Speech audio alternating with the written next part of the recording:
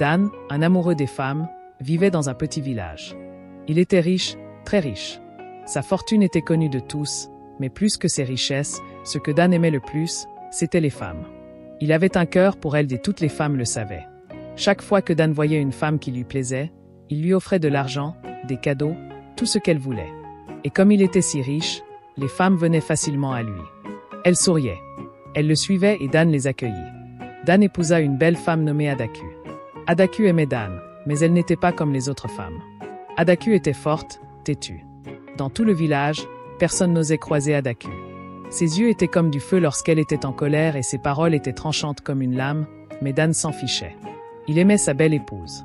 Ils eurent des enfants ensemble et Adaku s'occupa de la maison, même si Dan aimait les autres femmes. Adaku se tenait à ses côtés, le regardant, attendant. Tout le monde au village savait que l'amour de Dan était avec le feu.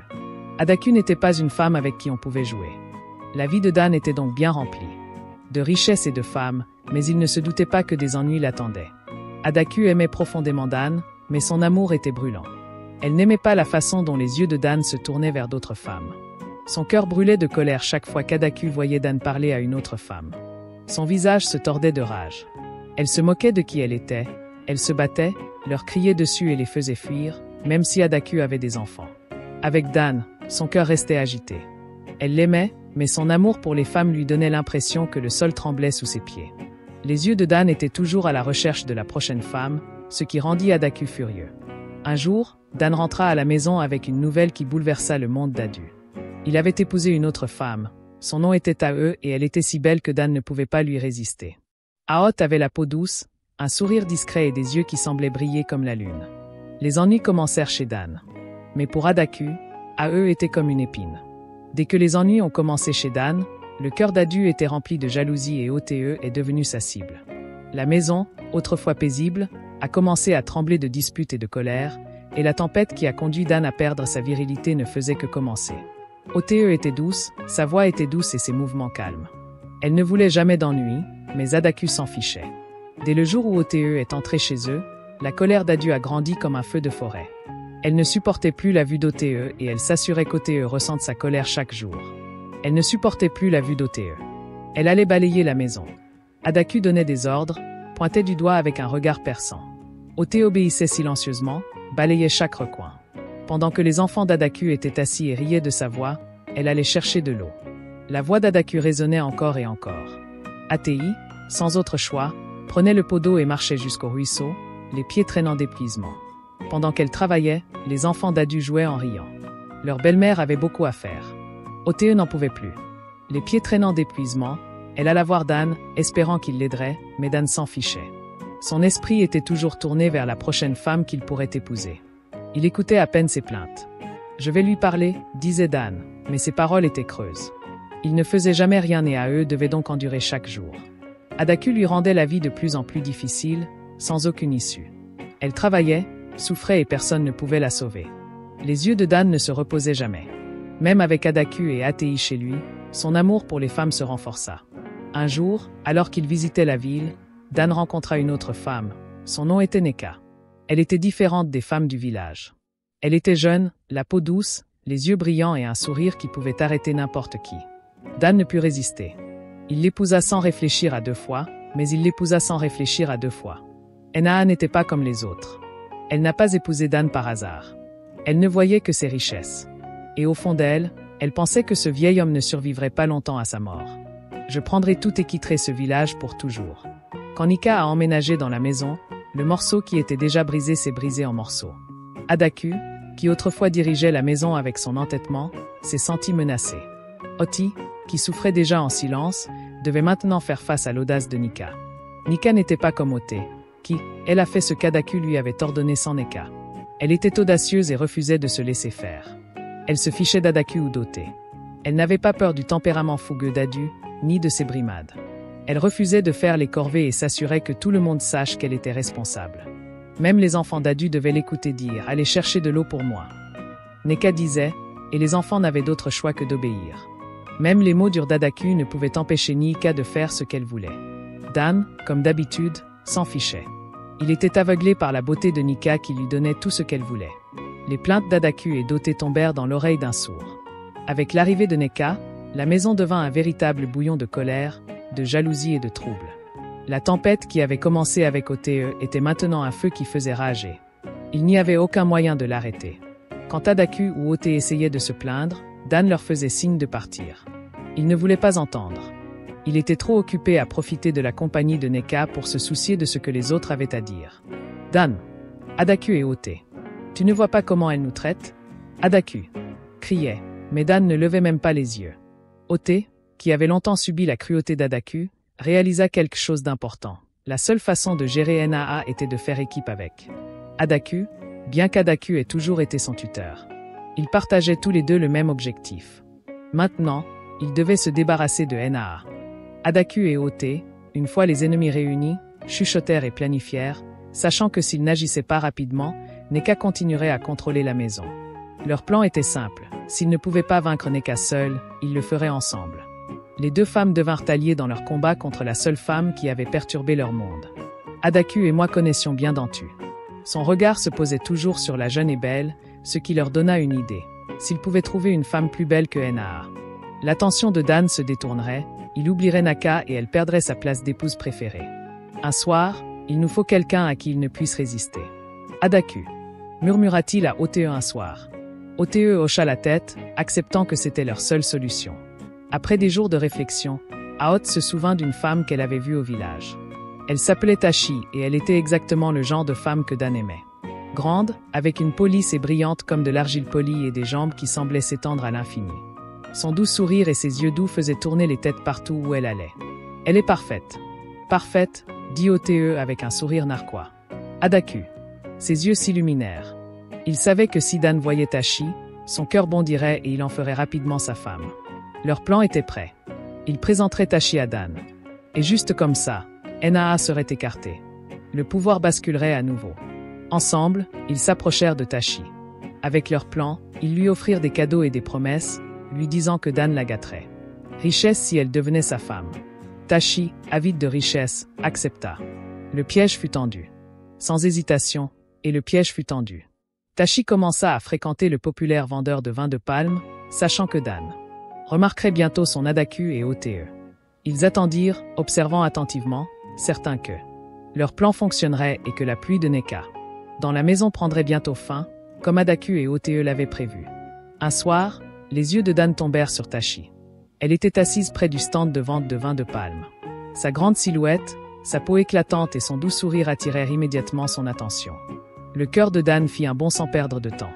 Il s'approcha d'elle et, en quelques jours, il décida que Tashi serait sa prochaine épouse. Dan épousa Tashi et bientôt, elle fut amenée à la maison en tant que quatrième épouse. Adaku et Ae regardèrent avec satisfaction leur plan se dérouler, comme ils l'espéraient. Ils savaient que le cœur de Dan serait désormais distrait de Neka et que le pouvoir qu'elle avait autrefois lui échapperait. Elle était amenée à la maison. Mais Nea, lorsqu'elle apprit la nouvelle, était furieuse, son visage brûlait de colère et elle n'arrivait pas à croire que Dan avait épousé une autre femme. Elle se précipita vers lui, la voix tremblante, suppliant. « Dan, s'il te plaît, tu n'as pas besoin d'une autre femme. Je te suffis. » Dan la regarda calmement et dit « Naa, c'est comme ça que je me suis mariée. Toi aussi, Adaku et Ote étaient là avant. Tu es venu, tu Y habitura. » Tout comme eux, Niika eut l'impression qu'on lui avait jeté une pierre dans la poitrine. Elle n'arrivait pas à croire avec quelle facilité Dan rejetait ses sentiments, il s'en fichait. De la même manière qu'il l'avait épousée alors qu'Adaku et Aot étaient déjà dans la maison. Maintenant, Tashi les avait rejoints. Naa n'avait d'autre choix que de l'accepter, mais sa colère bouillait en elle. Pendant ce temps, Adaku et l'équilibre des pouvoirs a changé. Oti célébrait en silence, sachant que l'équilibre des pouvoirs avait à nouveau changé. Tashi était dans la maison et maintenant, c'était au tour de Nika de ressentir la douleur d'être mise de côté. Son cœur se remplit de frustration. Chaque jour qui passait, elle regardait Adaku et Tashi se rapprocher, chuchotant et riant ensemble, la laissant de côté. Elle se sentait comme une étrangère chez elle. Chaque fois qu'elles s'asseyaient ensemble le soir, à partager des histoires et des blagues, Nea restait seule, la colère montait en elle. Elle n'en pouvait plus. Les paroles de sa mère avaient du sens. Elle décida d'aller voir sa mère dans l'espoir d'obtenir du réconfort ou des conseils. Sa mère écouta tranquillement Nika déverser sa frustration en lui racontant comment Dan déversait désormais toute son attention et ses cadeaux sur Tashi. « Mère, je ne supporte plus qu'il ne me regarde presque plus. » Nneka pleura, mais sa mère était calme. Elle caressa la main de Nneka et dit « Patience, ma fille, souviens-toi pourquoi tu as épousé Dan. Il sera bientôt vieux, il partira et toute sa fortune sera à toi. » Nika hocha la tête, essayant de se calmer. Les paroles de sa mère avaient du sens. Elle avait épousé Dan pour sa richesse, pas pour l'amour. Tout ce qu'elle avait à faire était d'attendre, mais attendre n'était pas facile. Chaque jour, Dan accordait plus d'attention à Tashi. Cadeaux de boucles d'oreilles en or, colliers, nouveaux vêtements. La frustration de Nneka ne faisait que s'intensifier. De Tashi rayonnante. Tout ce qu'elle avait à faire était d'attendre. L'amour de Dan fit bouillir le sang de Nika. Elle avait été patiente trop longtemps, mais elle savait au fond d'elle que son heure viendrait. Pour l'instant, elle attendrait, mais sa colère bouillonnait sous la surface, prête à exploser à tout moment. Un matin radieux. C'était au tour de Tashi de cuisiner pour toute la maisonnée. Le soleil était à peine levé que Tashi commença à préparer le repas. Au fil des heures, l'arôme des épices et des herbes emplissait l'air, s'échappant de la propriété et atteignant les voisins. Les passants reniflaient l'air, se demandant s'il y avait une fête. L'odeur était si riche et délicieuse que même les oiseaux semblaient s'arrêter pour l'apprécier. Tashi s'était surpassée. Elle avait préparé une soupe si savoureuse qu'à la fin, toute la maison était en émoi. Les femmes, les enfants et même les domestiques étaient assis, attendant avec impatience de goûter le repas. Quand il fut temps de servir, Tashi apporta des bols de soupe chaude fumante avec une douce gorgée fraîche et tout le monde se rassembla autour pour manger en se régalant. Des éloges emplissaient l'air. « Tashi, c'est la meilleure soupe que j'ai jamais goûtée. Adaku » s'exclama-t-elle en se léchant les doigts. « Oui, c'est quoi ton secret ?» Ote ajouta, les yeux écarquillés de surprise. Même les enfants, habituellement difficiles, mangèrent jusqu'à ce que leur ventre soit plein. Tout le monde était content. On discutait et riait en mangeant. La joie du repas emplissait l'enceinte comme un festival. Mais comme tout le monde appréciait la nourriture, Nneka se sentait mal à l'aise. Elle avait remarqué quelque chose d'étrange. Dan, qui était habituellement sorti courir après les femmes ou assis à ne rien faire, n'avait pas été vu de toute la matinée. Ce n'était pas son genre d'être aussi silencieux, surtout un jour où la maison était remplie de plats aussi délicieux, tandis que les autres continuaient à manger. Et félicitant la cuisine de Tashi, l'esprit de Nneka se demandait à toute vitesse où était Dan. Elle se demandait. Normalement, Dan aurait été le premier à manger. Mais il n'avait pas touché à la nourriture. Et personne ne semblait remarquer son regard. Elle scruta la pièce et le malaise. Dans son estomac s'intensifia. Quelque chose n'allait pas. Nneka repoussa son bol. Et se leva silencieusement, le cœur battant la chamade. Inquiète, elle devait savoir où était Dan, mais une peur étrange la retenait. Elle ralentit le pas. Pourquoi personne d'autre n'avait-il rien remarqué? Se demanda-t-elle, et pourquoi tout le monde semblait si calme, son hache dans la gorge. Nneka décida qu'il était temps d'enquêter sur ce festin. Elle se sentait vraiment mal à l'aise à mesure que la journée avançait. Où est Dan? Les amis de Dan arrivèrent à la maison, se demandant où il était. Ils avaient prévu de le retrouver pour une grande fête. Et Dan, qui ne manquait jamais le rassemblement, était inhabituellement en retard.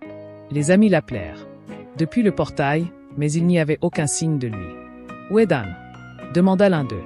Quand les femmes sortirent pour les accueillir, Tashi, calme comme toujours, sourit et dit qu'il était sorti tôt ce matin. Il ne le fera pas. De retour depuis un moment, les amis de Dan étaient perplexes. Dan ne reviendra pas. Dan ne partirait jamais sans le leur dire, surtout pas le jour d'une fête. Ils avaient néanmoins confiance en Tashi et s'apprêtaient à partir lorsqu'Ennea, qui les observait silencieusement, s'avança. Non, quelque chose ne va pas. Nika, dit-elle d'une voix tendue. Il n'a pas été vu de toute la matinée. Nous devons vérifier la chambre de Tashi. Les autres femmes et les amis de Dan échangèrent des regards confus. Tashi regarda sans un regard, son visage toujours aussi calme. Pourquoi Dan serait-il dans ma chambre? Demanda-t-elle doucement, mais Nneka ne recula pas. Son cœur battait fort et l'étrange sentiment qu'elle avait ressenti toute la matinée était maintenant trop fort pour être ignoré. Je ne sais pas. Nneka répondit, mais nous devons regarder à contre-cœur. Ils suivirent tous Nneka jusqu'à la chambre de Tashi. La tension était palpable lorsqu'ils ouvrirent la porte. La pièce était également silencieuse. Chambre de Tashi. L'estomac de Nneka se retourna tandis que ses yeux parcouraient l'espace, puis soudain, elle haleta. Elle était allongée par terre. Ses mains et ses jambes étaient étroitement attachées. Avec des cordes et sa bouche était bouchée. Avec du tissu. Du sang maculait ses vêtements. Cette vue figea tout le monde d'horreur. Mais le plus choquant était ce qui manquait. La virilité de Dan avait été amputée. Un cri résonna dans la pièce tandis que SN reculait, la main couvrant sa bouche. Adaku et OTE restèrent immobiles, dans un silence de pierre. Leurs visages pâles. Les amis de Dan se précipitèrent. Le détachant rapidement, il était trop tard. Le corps de Dan était inerte. Ses yeux étaient à peine ouverts. L'homme autrefois fier et puissant était maintenant brisé et ensanglanté. Tachi se tenait dans l'embrasure de la porte. Son sourire calme avait disparu. Elle ne dit pas un mot tandis que l'horreur de la scène se déroulait devant elle. La terrible découverte secoua la maison jusqu'en ses profondeurs. L'homme qui avait autrefois il régnait sur ses femmes, courait après les femmes et vivait dans le luxe. Sa vie, impuissante, ne tenait qu'à un fil. La maison, autrefois remplie de rire et de joie après le festin, s'était transformée en un lieu de peur et de choc. Tous les regards se tournèrent alors vers Tachi, sachant qu'elle détenait la clé de ce cauchemar. La nouvelle de ce qui s'était passé se répandit rapidement dans le village. Peu de temps après, une foule se rassembla devant la maison de Dan. Tachi était maintenue au sol, les bras attachés et le visage n'était plus calme. L'air était chargé de murmures. Tout le monde attendait qu'elle parle. Il voulait savoir pourquoi elle avait fait quelque chose d'aussi terrible. J'ai saisi la virilité de Dan. Le silence s'étira. Tachi releva enfin la tête. Sa voix était froide mais ferme. Oui, je l'ai fait. J'ai saisi la virilité de Dan. Elle commença. La foule haleta, mais elle continua sans broncher. Je n'en pouvais plus. Tachi dit, les yeux brillants de colère. Dan ne put arrêter une femme après. Encore une fois, même après m'avoir épousé, il n'arrivait pas à se reposer. Hier, je l'ai vue avec une autre femme, la serrant fort contre lui. Elle était belle, jeune, et je me suis dit, c'est reparti pour un tour. Il compte bien en faire venir une autre. La foule écoutait, sous le choc. Accroché à chaque mot, je les ai suivis. Tachi continuait de parler. Sa voix devenait de plus en plus intense. Il riait. Elle touchait son visage. J'ai su qu'il l'épouserait. Je n'allais pas laisser ça se reproduire. Je voulais que ça s'arrête pour de bon si je lui coupais la virilité. Il ne pouvait plus épouser de femme. Plus besoin de courir après qui que ce soit. Puis Tachi s'est tue, sa voix tremblant légèrement. Je ne savais pas. Je ne savais pas. La femme avec qui il était sa sœur. Un murmure s'est répandu dans la foule. Dan. Sœur, pas une autre femme. Les yeux de Tachi se sont assombris tandis qu'elle poursuivait sa confession. Je pensais que c'était juste une autre femme qu'il voulait épouser. Elle a expliqué ses regrets. Ils ont lentement fait surface. Je ne savais pas. Je pensais me sauver d'être à nouveau mise de côté, comme ces autres femmes avant moi, alors j'ai décidé de l'arrêter une fois pour toutes. Puis Tachi a tourné son regard froid vers Adaku et OTE, mais je n'étais pas la seule. Adaku et OTE étaient dans le coup. Ils avaient leur propre plan. Ils voulaient donner une leçon à NEA, alors ils ont eu cette idée. Ils ont dit qu'on devrait couper la virilité de Dan, ça l'arrêterait. Ils ont dit que ça le ferait rester à la maison, mais ils n'ont pas eu le courage de le faire eux-mêmes. Je l'ai fait. Les villageois ont tourné leurs yeux vers Adaku et OTE qui se tenaient là, figés. Adaku, toujours fière et forte, semblait maintenant petite et effrayée. Ses mains tremblaient lorsqu'elle essayait de parler, mais la culpabilité se lisait sur son visage. Adaku a balbutié. Ce n'était que des paroles. Nous n'aurions jamais pensé qu'elle le ferait vraiment, mais la vérité avait été mise à nu. La jalousie de Tachi et l'incompréhension l'avaient poussé à commettre cet acte terrible, et les plans d'Adaku et d'OTE n'avaient fait qu'empirer la situation. Les villageois avaient du mal à croire ce qu'ils entendaient. Un mélange de jalousie. L'incompréhension et la trahison avaient conduit à la destruction de la maison de Dan, tandis que la confession de Tachi flottait dans l'air. Le village resta figé. Incrédule, mais le choc n'était pas terminé. Et la soupe que vous avez tous mangée ce matin. Tachi ajouta sa voix froide et glaciale. La viande dans cette soupe, c'était la virilité de Dan. Une vague d'horreur parcourut la foule. Les femmes haltèrent et les hommes reculèrent de dégoût. Leurs estomacs se retournèrent en réalisant ce qu'ils avaient consommé. Le festin autrefois joyeux s'était transformé en cauchemar. Au-delà de toute imagination. Adaku, qui était restée silencieuse jusqu'à présent, vit sa chance et tenta de s'éclipser discrètement, espérant échapper à la colère des villageois. Mais avant qu'elle ne puisse disparaître, quelqu'un l'attrapa par le bras. « Où penses-tu aller » Adaku, une voix cria. La foule l'entoura rapidement et elle fut forcée de faire face à leurs escaliers en colère. Le visage d'Adu pâlit lorsqu'elle réalisa qu'il n'y avait aucune issue. Elle trembla. Elle balbutia. Je ne voulais pas que cela se passe comme ça, c'était juste un moment de colère. J'étais tellement frustrée par les mariages sans fin de Dan que j'ai seulement suggéré de lui couper la virilité par désespoir. Je ne pensais pas que Tashi je le ferais vraiment. La foule explosa de murmures d'incrédulité, c'était donc vrai. Quelqu'un cria « Tu as planifié ça ». Adaku regarda Déodé autour de lui, désespéré de trouver une issue. Ce n'était que des paroles. Nous étions tous en colère, mais je n'aurais jamais voulu que ça aille aussi loin. Je voulais juste qu'il arrête de courir après les femmes, mais les villageois n'étaient pas convaincus que le mal était fait et que Dan avait perdu la vie à cause d'Adaku. Des paroles imprudentes et des actions froides de Tashi. OTE se tenait silencieusement à l'écart. Le mal était fait. Son visage exprimait le regret. Mais Aku était au centre de tout. Tout le village était stupéfait par le mal qui s'était produit chez Dan. Ce qui avait commencé comme un plan pour se débarrasser d'une femme avait dégénéré en quelque chose de sombre et avait déformé le fier et têtu Adaku était maintenant pris dans la même toile qu'elle avait aidé à tisser, et les villageois avaient du mal à croire à ce qu'ils venaient d'assister à l'histoire. La trahison, la jalousie et la colère avaient atteint leur paroxysme. Le poids de leurs actes pesait lourdement sur Tashi et tout le village. Le sort de Dan était scellé, malgré les efforts des villageois pour le sauver. Ses blessures étaient trop graves et il mourut peu de temps après la disparition de sa puissante présence au village, laissant derrière lui une famille brisée par la trahison. Les anciens du village décidèrent du sort des femmes impliquées. Tashi, celle qui avait commis l'impensable, et Adaku, dont les manigances jalouses avaient mené à cette tragédie, étaient au cœur de la tempête. Bien que moins impliquée, elle avait néanmoins participé au plan et son rôle ne pouvait être ignoré.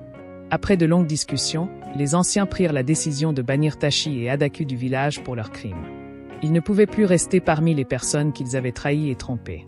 Les actions froides de Tashi et Adaku, jalousie venimeuse, avaient plus de place dans le village. Atei, bien que moins impliqué, fut également renvoyé, son silence et sa participation ayant contribué à la chute de la danse. Les villageois se rassemblèrent à la périphérie du village pour observer les femmes forcées de baisser la tête et leurs visages autrefois fiers étaient désormais emplis de honte et de regret. Adaku. Conséquence. Autrefois crainte et respectée, elle n'était plus que l'ombre d'elle-même. Tashi, qui était entrée dans la maison de Dan avec des projets de richesse, s'est retrouvée sans rien. Le village, encore sous le choc des événements, décida que les enfants de Dan hériteraient de ses biens. Lorsqu'ils seraient plus âgés, ils seraient pris en charge par des proches jusqu'à ce qu'ils soient assez âgés pour revendiquer leur place légitime.